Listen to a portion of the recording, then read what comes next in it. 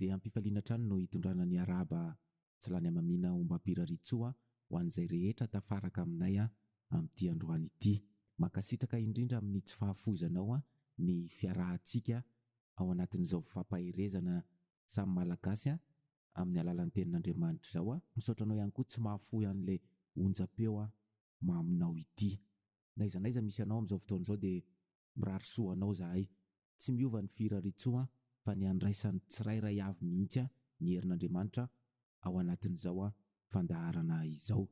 Rehefa tapitra izao fandaharana izao tsy tokony hisy malagasy ho tezitra na ho sorisorena na hanao discussion be fa tokony handray ny herin'Andriamanitra ao anatin'izao fandaharana izao izy satria tenin'Andriamanitra no ifampaherezantsika eto. Efa fomba eto amin'ny fandaharana ny manentana ny tsirairay avy mba tsy hisy alamaina mihitsy na dia anankiray ary.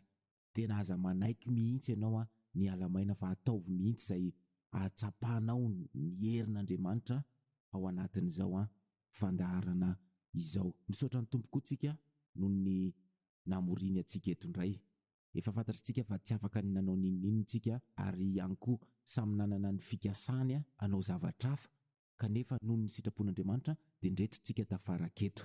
Ndao hisaotra ny tompo fa tiantsika izy. Raha mbola misy olona amin'izao fotoana izao na nadino na tsy nanao mihitsy na mbola tsy mahay izany atao hoe misaotra ny tompo izany dia manasa anao ny tenin'Andriamanitra hisaotra ny tompo amin'ny zavatra rehetra. Raha mbola misy olona tena tsy mahay mihitsy hoe inona ary no hisaorana fa maninona no misaotra dia mila manao fampiasana ianao isan'andro mijery ny voninahitr'Andriamanitra. Tena ataovy antondraharaha mihitsy ny mandinika an'izany voninahitr'Andriamanitra izany ny maraina ianao vao mifoha mandrapatonga ny maraina manaraka indray. Andriamanitra dia maneho ny voninahiny amin'ny fiainantsika zanak'olombelona isan'andro dia isaky ny alina ihany koa. Na ny zavatra rehetra any ambony tsy taka-maso any na ny eny amin'ny habakabaka na ny ety ambonin'ny tany na ny any ambanin'ny ranomasina na ny any ambanin'ny tany any dia anehoan'Andriamanitra ny voninahiny. Na ny fomba fiainantsika amin'ny hatsarana sy ny haratsiana, ny fifaliana sy ny fahoriana dia anehoan'Andriamanitra ny voninahiny. Ka mila manao fampiasana mihitsy ianao mandinika an'izany voninahitr'Andriamanitra miseho amin'ny fiainantsika isan'andro izany. Dia rehefa hita ilay izy dia manana fahatsapana ianao fa tsy mitsinona fa lehibe Andriamanitra dia lasa misaotra an'Andriamanitra ho azy ianao. Ny fisaoran'Andriamanitra dia mandeha ho azy ao aorian'ny fahatsapana fa tsy mendrika sy tsy mitsinona ny olona anankiray fa noho ny herin'Andriamanitra sy ny famindrapony dia toy izao ny fiainany. Ka mila dinihana mihitsy izany voninahitr'Andriamanitra izany fa raha tsy mandinika an'izany dia tsy mahita an'izany mihitsy ny olona anankiray dia tsy misaotra an'Andriamanitra mihitsy izy. Ka izany no tena ampianaran'ny Baiboly malagasy mba hisaotra amin'ny zavatra rehetra. Atombohy ary izany ekzersisy izany amin'izao fotoana izao inona ny zavatra miseho amin'ny fiainanao amin'izao fotoana izao. Raha afaka fanadinana ianao dia miseho taminao ny voninahitr'Andriamanitra.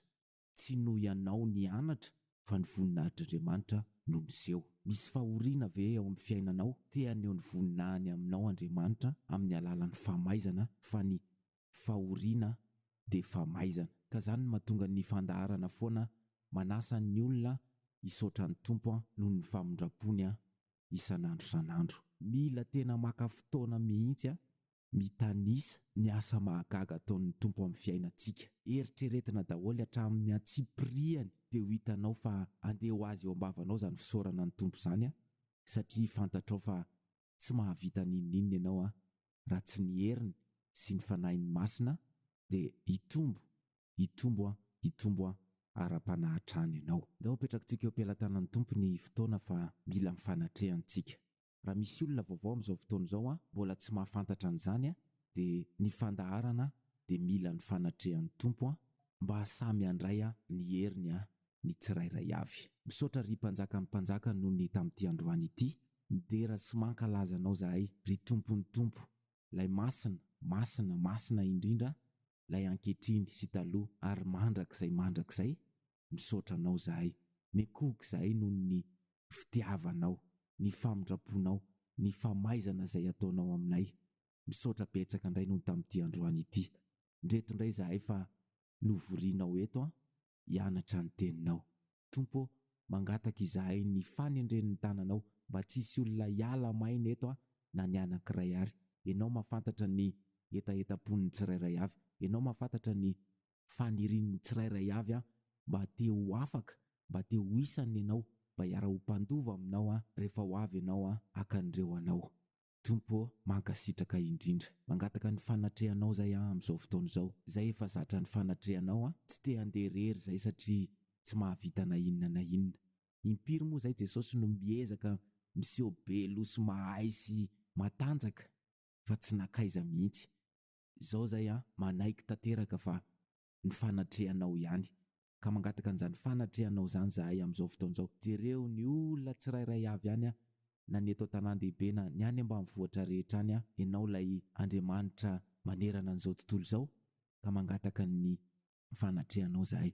Tompo, arovo ny tsirairay avy amin'izao fotoana izao noho ny asan'ny devoly manelingelina sy manakana ny malagasy tsy handray ny tenin'Andriamanitra. Zahay matoky ny herinao, zahay matoky ny ilay ranao soa ka hiankina amin'izany zay amin'ity androany ity.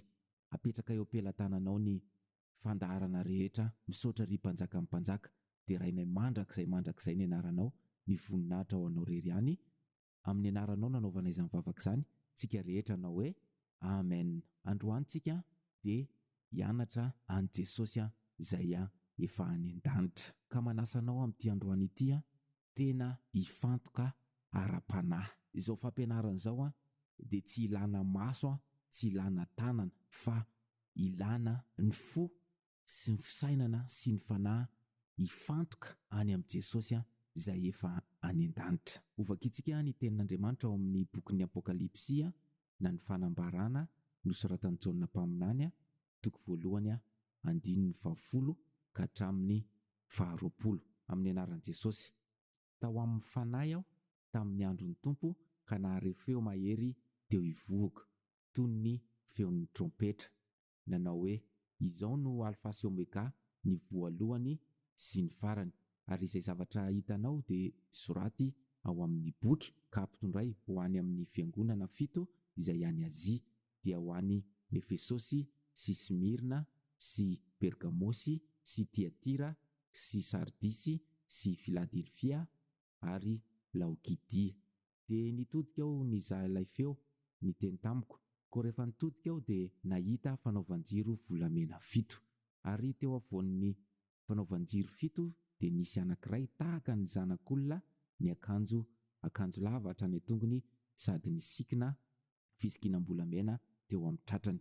Ny lohany sy ny volony dia fotsy tahaka ny volon'ondry fotsy, dia tahaka ny oram-panala, ary ny masony tahaka ny lelafo, ary ny tongony tahaka ny varahina manganoano, ohatra ilay voadio teo amin'ny fandrendrehana iny. Ary ny feony toy ny firondron'ny ranobe, ary ny tanakitana 7 teny an-tanany ankavanana izy. Ary nisy sabatra maranitra roa lela nivoaka avy teo ambavany, ary ny tarehiny dia tahaka ny masoandro mamirapiratra amin'ny heriny.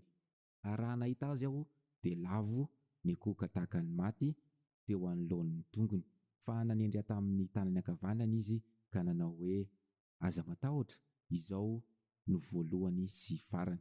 Izao ilay velona, efa maty aho nefa indro velona mandrakizay, amen. Ary manana ny fanalahidin'ny fahafatesana sy ny elo. Soraty izay zavatra efa hitanao, na izay zavatra ankehitriny, na izay zavatra momba ny ho avy rahatr'izay.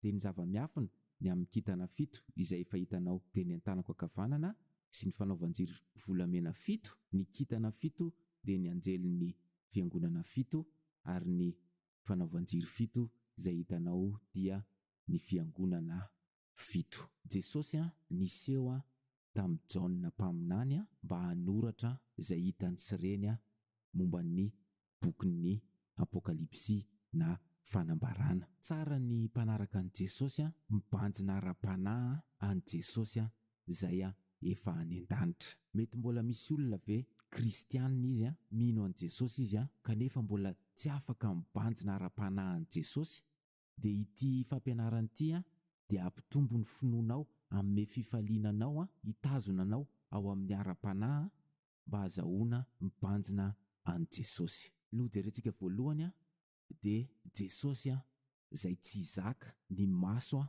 sy ny sofina sy ty vatan'ny olombelona ity. Jaona eo amin'ny 7:20 dia niteny hoe ary nahita azy aho dia lavo ny akohoka tahaka ny maty. Rehefa ao amin'ny fanahy ny olona anankiray dia mifanena amin'ny Jesosy dia tsy mahabanjina an' Jesosy ny maso ara-nofo, fa ny maso ara-panahy no mahita an' Jesosy. Izany no anasan'ny tenin'Andriamanitra aminao amin'izao fotoana izao tahaka ny nataon'i Jaona hoe tao amin'ny fanahy aho, dia manasa anao ny tenin'Andriamanitra mba ho ao amin'ny fanahy tsika rehetrarehetra mandritra n'izao fampianarana izao. Tsy zakan'ity tenantsika ity ny mahita an' Jesosy mivantana. Izany mahatonga ny Jaona tonga dia ny akohoka izy tahaka ny maty ozy ny tenin'Andriamanitra. Ny olona anankiray rehefa ao amin'ny fanahy dia mikohoka ho azy eo an-tongotry Jesosy. Rehefa tena ao amin'ny fanahy ianao dia tsy aprisihana intsony ny fiankohofana, fa lasa mikohoka ho azy ianao, satria noho ny heriny sy ny voninahiny ny famirapiratany dia lasa mikohoka ho azy ny olona anankiray ao amin'ny fanahy rehefa mifanena amin'i Jesosy. Ny fiankohofana izany dia tsy terena, fa ny olona ao amin'ny fanahy mifanena amin'i Jesosy dia mikohoka ho azy. Mbola voateraka Jesosy dia efa nikohoka teo aminy ireo magy izay nandeha namangy azy. Ka aza taitra ianao raha te hiakohoka foana, fa lôjika be mihitsy ny olona anankiray ao amin'ny fanahy te hiakohoka eo an-tongotry ny Tompo. Ny zavatra jerentsika manaraka dia ny maha Jesosy an' Jesosy. Eo amin'ny 7:20 ka hatramin'ny 5:20 izy dia miresaka ny akanjo anaovany, ny fisikinam-bolamena, ny lohany sy ny volony fotsy tahaka ny volon'ondry dia tahaka ny oram-panala, dia miresaka ny masony dia miresaka ny tongony. Rehefa mitanisan'izany Jaona dia mampiasa an'ilay teny izy hoe tahaka. Ny dikan'izany ny fomba nahitany Jaona azy zany dia tsy ilay tena izy, fa noharin'ny Jaona tamin'ny fomba nahitany azy. Midika izany fa Jesosy any an-danitra dia tsy misy zavatra azo itenenana azy ety ambonin'ny tany. Jaona nefa aminany tokony afaka ny teny Jaona izay zavatra tena hitany, fa tsy afaka nanao an'izany Jaona satria maninona?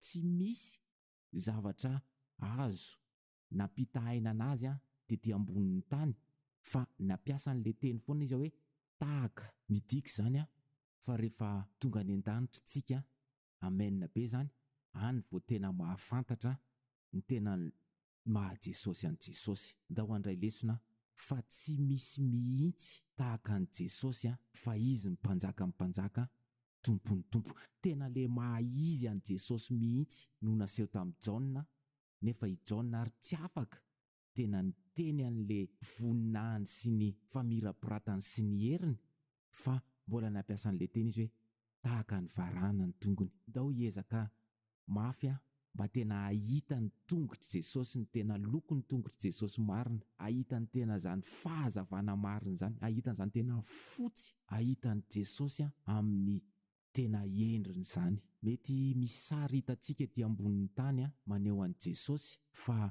manasa anao ny tenin'Andriamanitra androany, Jesosy dia tsisy azo ampitahaina aminy. Mpanjaka ny mpanjaka izy, tompon'ny tompo, be voninahitra, lay ankehitriny sy lay taloha ary mandrakizay. Ny fanahinao mino an' Jesosy Kristy ihany no afaka mahita an'izany. Rehefa niteny Jesosy dia ohatran'ny firondronan'ny ranobe. Asa ianao na efa nahita chute d'eau, fa amin'ireny chute d'eau ireny no misy rano be da be milatsaka avany dia manome tabatabana rano be izany. Dia ohatr'izany hono Jesosy rehefa niteny taminy. Izany mahatonga hoe Jesosy tsy zakan'ny maso sady tsy zakan'ny sofina, dia nahatonga ny Jaona lavo ny akohoka tahaka ny maty. Tao anatin'izany izy ny akohoka tahaka ny maty izany dia notendren'i Jesosy tamin'ny tany anakavanany Jaona.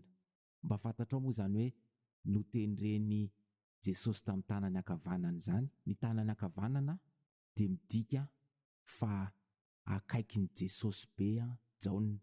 Tiany Jesosy be Jaona, any Jesosy Jaona ary irany i Jaona. Izany no mahatonga antsika ihany koa mangataka ny fanendren'ny tanan'ny Tompo, fa izay tendren'ny tanan'ny Tompo amin'ny tanany ankavanany dia anazy, dia tiany, dia tazominy, dia irany, dia arovany, dia akaiky azy. Tao anatin'izy lavo tahaka maty dia tonga Jesosy nampitony an'i Jaona ka nanao hoe izao no alfa sy omega. Midika an'izany hoe voalohany sy farany. Ny voalohany sy farany dia maneho fahafenoana amin'ny zavatra rehetra. Mahafaly izany, mahavelom-panantenana izany satria ilay Jesosy arahantsika, ilay Jesosy endrasantsika foana io dia Jesosy mifahafenoana ny zavatra rehetra. Tandremo misy kristianina mivoaka ny ara-panahy amin'izao fotoana izao.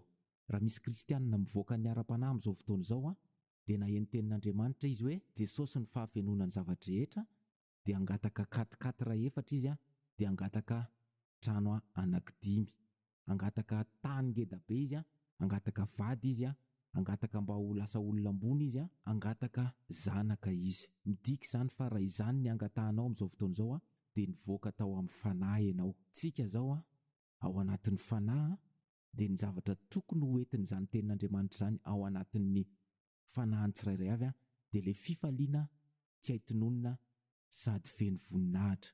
Tokony misy fifaliana ao, tsy afaka tenenina amin'ity vava ity, tokony misy fitoniana ao, tokony ho afaka ny tahotra, tokony ho afaka ny tebiteby sy ny fanahiana rehetrarehetra. Izany ny tokony ho azon'ny kristianina ao anatin'izao fampianarana izao. Fahafenoana izy ny zavatra rehetrarehetra, fa tsika aloha izao amin'izao fotoana izao dia tokony hitoetra ao amin'ny fanahy. Eo amin'ny 120 izy dia miteny hoe ary ny tanan-kintana 7 teny an-tanany ankavanana izy. Ny fanazavana dia ery amin'ny 120 hoe ny kintana 7 dia ny anjelin'ny fiangonana 7. Jesosy dia mitazona ny anjelin'ny fiangonana. Ndao tsika andiny tena hoe anjelin'ny fiangonana fetsika sa tsia, fa ny anjelin'ny fiangonana dia tazomin'i Jesosy eo an-tanany ankavanana. Teo tsika nahita hoe notendreny tamin'ny tanany ankavanana izy, fa izao indray hoe tazomin'i Jesosy eo an-tanany ankavanana. Ny Baiboly dia miteny hoe tsy hisy harombaka izay eo an-tanany. Ndao andiny tena tsika ve kintana eo an-tanan'i Jesosy sa tsia? Ahoana ny fomba fandinihan-tena? Tsika ve nitandrina ny teniny? Tsika ve tsy nandany anarany? Izany ny tena mampisy an'ilay fifaliana tsy aitononona sady feno voninahitra ao anatin'ny kristianina anankiray, na mahantra ary izy tsy manana n'inon'inona, satria fantany fa kintana eo an-tanan'i Jesosy izy. Izay tazomin'i Jesosy eo an-tanany ankavanany dia tsy misy maharombaka. Tiany, arovany, tantanany, indrindraindrindra amin'izao andro mampidi-doza izao. Fantany mihitsy fa izay mitandrina ny teniny sy izay tsy mandany anarany, fa mitondra fahoriana noho ny amin'ity izao tontolo izao ity.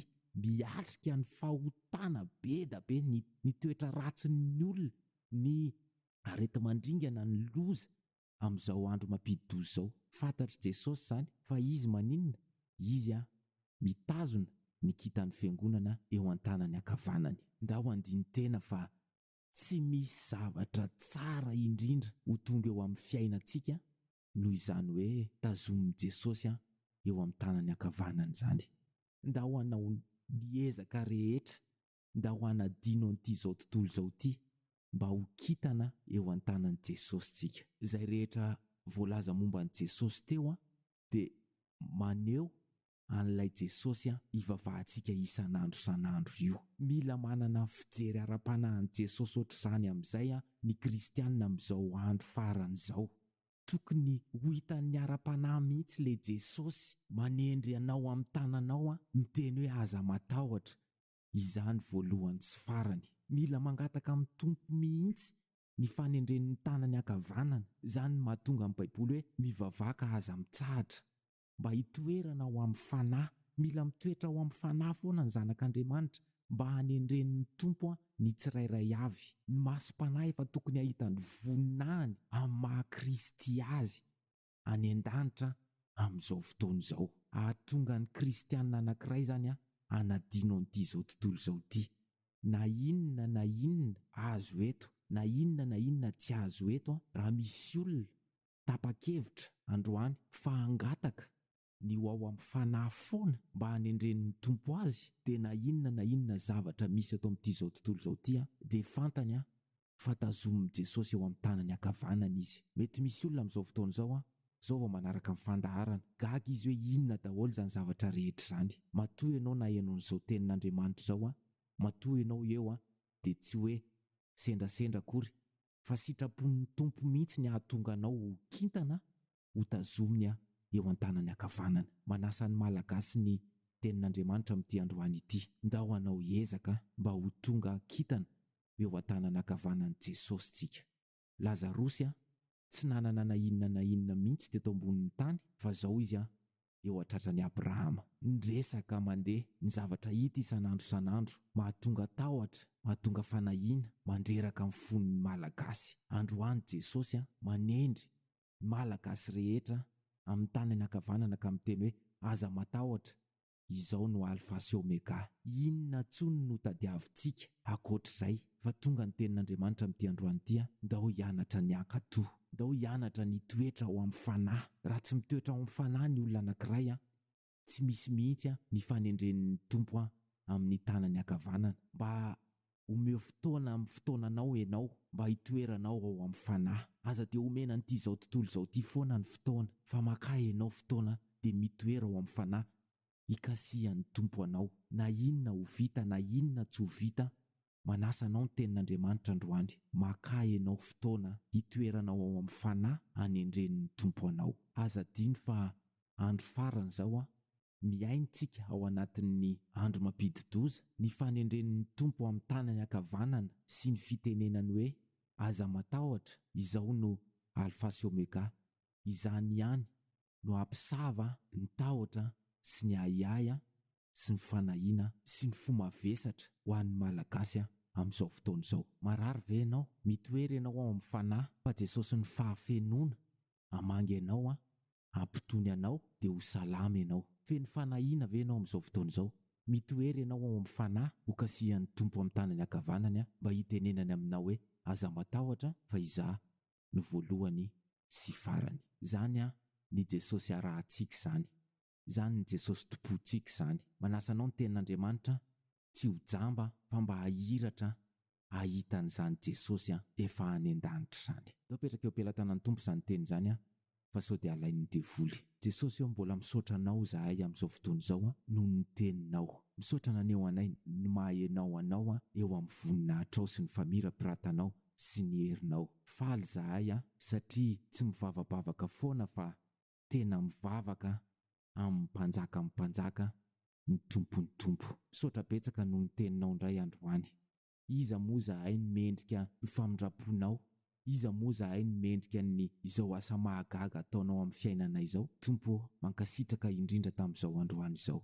Misaotra betsaka, mangataka ny fanendren'ny tananao zay. Tompo, mba irianay mba ho amin'ny tsirairay avy izay nanatrika eto ny fanendren'ny tananao, ka hiteny ianao hoe aza matahotra, fa izao no alfa sy omega. Mba irianay Jesosy no hamanginao amin'izao fotoana izao. N'aiza misy ny olona rehetra amin'izao fotoana izao nangetaeta, resy lahatra izay nitoetra tao anatin'ny fanahy, mba ho vanginao ka hanana fahatsapana izany fanendren'ny tananao izany. Vangio ny tsirairay avy mba hanana an'ilay fifaliana tsy aitonona sady feno voninahitra, mba azahoana miazakazaka eto amin'ity fiainana ity indray. Misaotra betsaka Tompo nitondra fitoniana, fa ny fiainanay amin'izao dia misamboaravoara be, ny fiainanay amin'izao dia mandreraka, fiainanay amin'izao dia feno aretina sy loza. Misaotra betsaka nitondra fampanantenana vaovao indray eo amin'ny fiainanay. Tsapanay Jesosy ny fanatrehanao, tsapanay ny teninao, tsapanay ny fanatrehanao, ary mekoky izahay fa lehibe loatra ianao eo amin'ny voninahitra ao sy ny famirapirantanao, ny fahefanao. Misaotra mbola namangy ny malagasy indray tamin'ity androany ity, tera sy laza sy ny voninahitra mandrakizay no atolotra ianao. Amin'ny anaranao nanaovana izany mivavaka izany, tsika rehetra nao hoe amen. Mankasitraka indrindra ny tsirairay avy ny ekipa rehetra amin'izao fotoana izao, tsy niova radio ianao ary mametraka amin'ny mandram-peony izay fa manantena ny mbola hifankahita. Ndao hiezaka mafy tsika mba ho kitana eo an-tanan'i Jesosy fa efa ho avy izy.